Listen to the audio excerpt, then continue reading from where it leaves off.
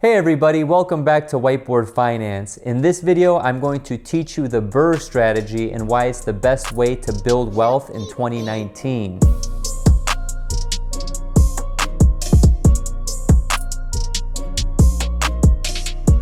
So the BRRRR strategy is simply an acronym, and I'll spell it out here so you can visualize what I'm talking about.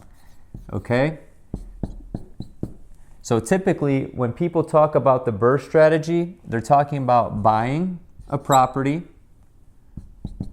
rehabbing it, meaning bringing it back up to inhabitable condition or nicer condition than it already is. They're going to rent it out. They're going to refinance it with a bank, meaning pulling out money and putting a mortgage or placing debt on that property. And they're going to repeat that process. And this final R, the repeat portion, is why I think the BRRRR strategy is the best way to build wealth in 2019. So let's go through a real life example, okay? So remember these: buy, rehab, rent, refinance, repeat, okay? So let's start with the buy portion. We obviously have to buy a property in order to be able to perform a BRRRR rehab.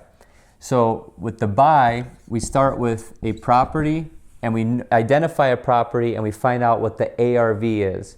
So the ARV simply stands for after repaired value, okay? After repaired value is, think of it like buying a car, okay? You go to the dealership, you know a 2019 Chevy Camaro costs X amount of dollars, right? So you can deviate and go throughout the whole country, the whole market, but you know that all day long this Camaro is gonna sell for a certain price. That's essentially what an after repair value is of a property. You know that a 3-bedroom, 2-bath, attached garage, 1,200 square feet is gonna go all day for 100 grand, right? So before you guys start saying, oh, 100 grand for a house, I live in San Francisco, every house is $1 bajillion, just use these numbers as hypotheticals. You can always apply the same principles. It doesn't matter how much the house costs. So let's say the ARV, just to keep it simple, is $100,000, okay? In the Midwest where I live, this is actually a very realistic scenario.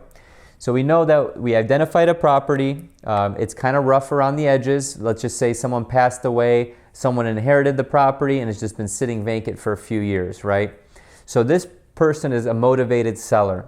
So what we're gonna do is we're gonna offer a certain amount of money to actually buy the property. How do we know what to offer? And this is what I'm gonna teach you right now.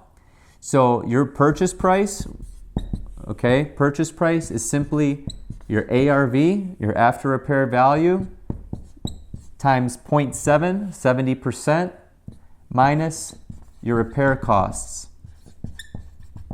Okay? So this is a very simple formula to make sure that you don't pay too much for the property, right? So let's take this scenario. We have $100,000, that's our ARV, okay, times 0.7 equals 70 grand, okay? And let's just say this property has $20,000 worth of repairs. We know we need to do the roof, we know we need to rehab the kitchen, and a little bit of the plumbing, right? We've done our due diligence and we know exactly what to offer.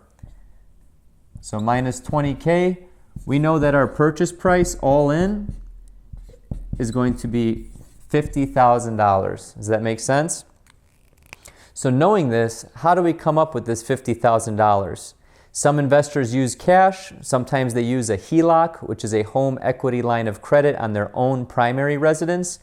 Say for example, you own your property free and clear, or you have a little bit of equity sitting in there. You can talk to a bank, they'll let you take equity against your property to be able to finance one of these deals.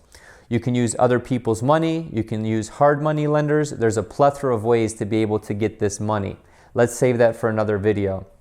So we know that we're into this property for 50 grand, and we know that it's gonna take 20 grand to fix it up.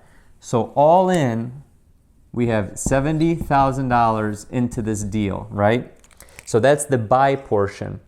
We're gonna rehab it for 20 grand, and we're gonna bring in a tenant, okay? So the rehab was 20, we're gonna rent it out. Let's just say this house goes for $1,000 a month, okay?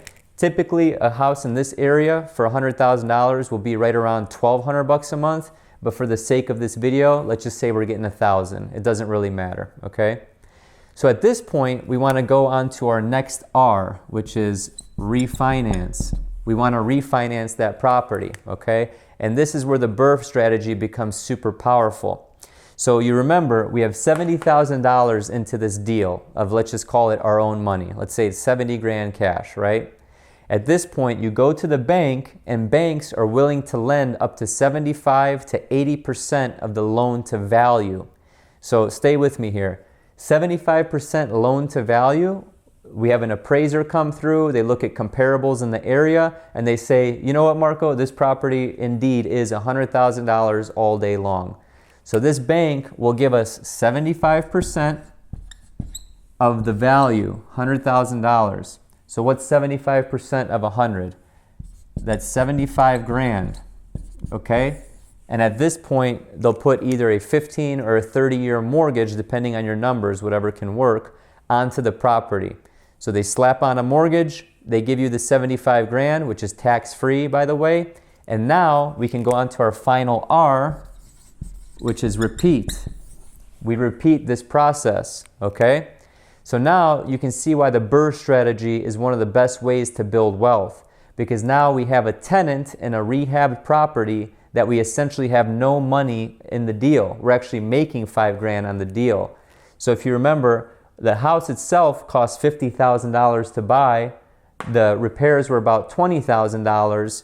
I'm not going into holding costs and interest and all that stuff, or property taxes and insurance. You have to figure that into your fudge factor, into your number. And at the end of the day, we're walking away with $75,000 from the bank. So not only do we have a free and clear, not a free and clear property, but a property that's been rehabbed with a tenant, we actually made $5,000 on the deal, and we can take this $75,000 right here that the bank gave us and use it towards another property. So I know this sounds almost too good to be true, so what's the catch? Well, sometimes there's a seasoning period, meaning that when you place a tenant into the property, you have to wait 6 months to 12 months to actually be able to refinance that property. So I hope you can see why the BRRRR strategy is one of the most powerful ways to build wealth using real estate. This strategy has worked for hundreds, if not thousands, of investors. However, I would advise you just to be careful of your leverage across multiple properties. You have to really know your numbers, you have to know the rent you can get, and you have to know the amount of money you will owe after you place that mortgage on it, after you refi the property. Because if you're negative cash flowing, or if you're only clearing $50 a month, that's too thin of a margin to be able to sustain that property for 30 years. You're most likely going to be feeding that property money. If you find a great deal and you know that the margins are nice and thick, this is a great way to build wealth. Thank you so much. If you liked the video, please subscribe, please give it a thumbs up, and comment down below. Share the video with a friend as well. Thank you so much, and have a prosperous day.